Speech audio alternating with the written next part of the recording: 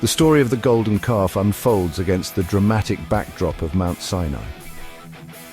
The Israelites, recently liberated from centuries of Egyptian bondage, found themselves at the foot of the sacred mountain. They awaited Moses' descent, carrying with him the divine commandments that would shape their newfound freedom.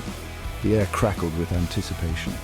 The Israelites yearned for a tangible sign of God's presence, a guiding light for their uncertain future. However, as days turned into weeks, doubt began to creep into their hearts.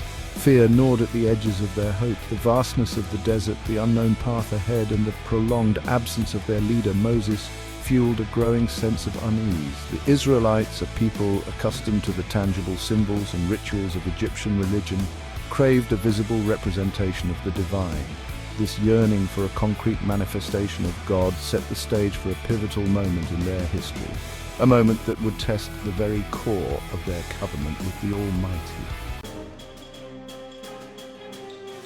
Aaron, Moses' brother, and a figure of authority in his absence, became the focal point of the Israelites' anxieties. They pleaded with him, their voices echoing with a mixture of desperation and defiance.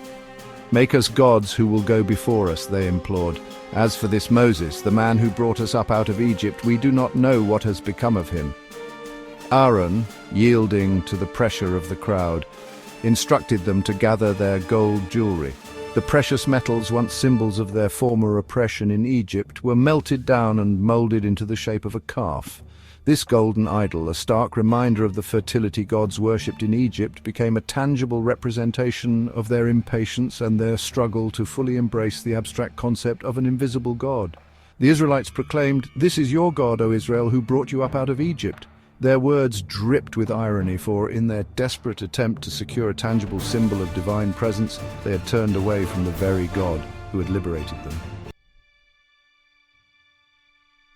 High atop Mount Sinai, Moses received the 2 tablets of stone, inscribed by the finger of God with the 10 commandments. These divine precepts were intended to guide the Israelites, to shape their lives and their community in accordance with God's will. Clutching the tablets, etched with the very essence of the covenant, Moses descended the mountain, his face aglow with the radiance of God's presence. But as he approached the Israelite camp, the sounds of revelry and debauchery reached his ears. The sight that greeted him was one of utter chaos and apostasy. The Israelites, consumed by their revelry, danced around the golden calf, their cries of adoration a jarring contrast to the silence of the sacred mountain. Moses, his heart aflame with righteous anger, hurled the tablets to the ground, the stone shattering into 1,000 pieces, mirroring the shattered covenant. "You have sinned a great sin," Moses thundered, his voice echoing with the fury of a betrayed leader. Section 4, the price of idolatry, justice and mercy intertwined. The consequences of the Israelites' idolatry were swift and severe. Moses, determined to purge the sin from their midst, ground the golden calf into powder, scattered it upon the water, and forced the Israelites to drink it. This act, both symbolic and visceral, served as a stark reminder of the bitter fruits of their transgression. Moreover, at Moses' command, the Levites, set apart as guardians of God's covenant, struck down those who had participated in the idolatrous worship. The earth ran red with the blood of the transgressors, a chilling testament to the gravity of their sin. This act of divine retribution, while seemingly harsh, served as a stark reminder of the sanctity of the covenant and the absolute holiness of God. Yet even in the midst of judgment, God's mercy was evident. He had spared the nation as a whole, demonstrating his willingness to temper justice with compassion. Section 5. Repentance and renewal. The covenant restored. In the aftermath of judgment, a profound silence descended upon the camp.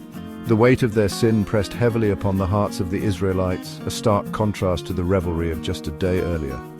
Moses, once again the intercessor, ascended Mount Sinai. He pleaded with God for forgiveness, acknowledging the depth of their transgression while also reminding God of his promises. "Oh, these are your people, even though they are yours," he cried out. "Turn from your fierce anger, relent and do not bring disaster on your people." Exodus 32:11-12. And God, in his infinite mercy, relented. He renewed his covenant with the Israelites, offering them a path back to his favor. This act of divine grace underscored the transformative power of repentance and the boundless nature of God's forgiveness. The story of the golden calf, though rooted in a moment of profound failure, ultimately serves as a testament to the enduring strength of God's covenant and the ever-present possibility of redemption.